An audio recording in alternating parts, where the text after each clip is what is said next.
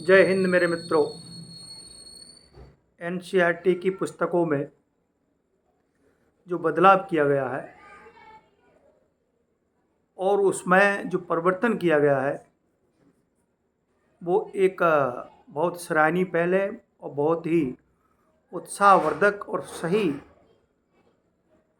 सही और सत्य कहने की पहल है। आपने देखा होगा और आपने हमने सभी ने पढ़ा है कि दिल्ली सल्तनत और मुगल साम्राज्य को जिस तरह से महिमा मंडित किया गया, अकबर द ग्रेट, अकबर को महान बताया गया, बाबर को एक हिंदुस्तान की ऊपर विजेता बताया गया कि बाबर महान है और विजेता है, इसने हिंदुस्तान को जीता। अकबर महान है। औरंगजेब का जो साम्राज्य है बहुत बड़ा साम्राज्य है। औरंगजेब के शासनकाल में भारत सोने की जो चिड़िया कहा जाता था। ये सभी जो बातें हैं, जो साक्ष्य हैं, ये सभी मनगढ़ंत हैं और सभी झूठे हैं। और जिस इतिहास को तोड़ मड़ोड़ करके सेकुलरवादियों ने, वामपंथियों ने जिस तरह से हमारे देश के साथ, हमारे समाज के साथ धोखा किया इतिहास के माध्यम से, ये बहुत ही गंभीर विषय है, गंभीर घटना है। बाबर जब भारत में आया तो पानीपत के प्रथम युद्ध में उसने भारत में कितनी बड़ी तबाही मचाई, वो पूरे भारत को पूरी तरह से तहस-नहस किया और बहुत नुकसान किया आर्थिक दृष्टि से और सामाजिक दृष्टि, आर्थिक दृष्टि से सभी सामाजिक ताने बाने का नुकसान किया और एक गंभीर भारत को संकट में डाल दिया। और बाबर का पुत्र हुमायूं और हुमायूं का पुत्र अकबर को बताया गया कि अकबर ने सांप्रदायिक सौहार्द का काम किया, सद्भावना का काम किया, राजपूत और मुगलों के संबंधों में सुधार किया। ऐसा बिल्कुल नहीं था। इसका साम्राज्य बड़ा था। सारे हमारे हिंदू जो शासक थे वो छोटे छोटे टुकड़ों में बटे हुए थे, छोटी छोटी रियासतें थी, राव राजा थे, महाराजा थे। लेकिन अकबर एक शक्तिशाली और एक बहुत विशाल भूभाग पर शासन करने वाला राजा था। उसने भारतीय राजाओं को आपस में लड़ा करके और देश को बर्बाद करने का काम किया। और उसने देखा कि कहाँ सुंदर राजकुमारियां हैं, उसने उनको ज़बरदस्ती, यहाँ तक कि छोटे छोटे जो राजा थे उनको डरा करके धमका करके उसने राजकुमारियों से विवाह किया।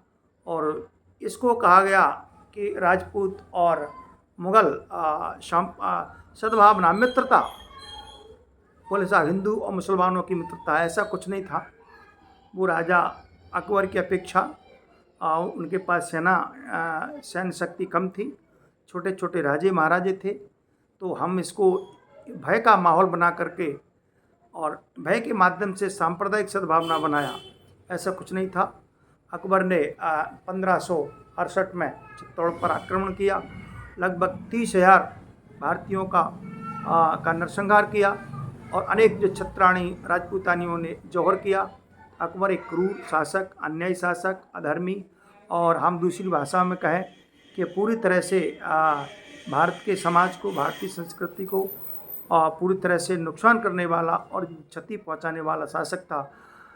हम बात करें गुण और दोषों की, ऐसे ही हम औरंगजेब की बात करें तो औरंगजेब ने भी 1669 से लेकर के अपने सभी अधिकारियों को निर्देश दिए कि हिंदू मंदिर कहाँ हैं, उनको तोड़ा जाए, उनको नुकसान पहुंचाया जाए, उनके पंडा पुजारियों को मारा जाए। तो आप देखिए काशी में भगवान भोलेनाथ का मंदिर तोड़ा गया और मथुरा में तोड़ा गया। अनेक हमारे हिंदू धर्मों को, देवी देवताओं को, मंदिरों को नष्ट किया गया। और मित्रों, आपने एक बात देखी होगी, हम जिस गांव में जाते हैं, चाहे वो गांव जंगल के बीच में हो, चाहे वो पहाड़ के किनारे हो, चाहे वो किसी हज़ारों किलोमीटर की दूरी पर हो, सारे मंदिरों में जो हमारी मूर्तियाँ थीं, जो भगवान थे, जो विग्रह था, वो तोड़ करके उनको पीछे फेंक दिया गया। आज भी साक्ष्य बिल्कुल मौजूद है। आप देखिए, आप किसी भी गांव में चले जाइए, सब जगह मंदिरों को तोड़ा गया और विग्रहों को तोड़ा गया, उन मूर्तियों को तोड़ा गया।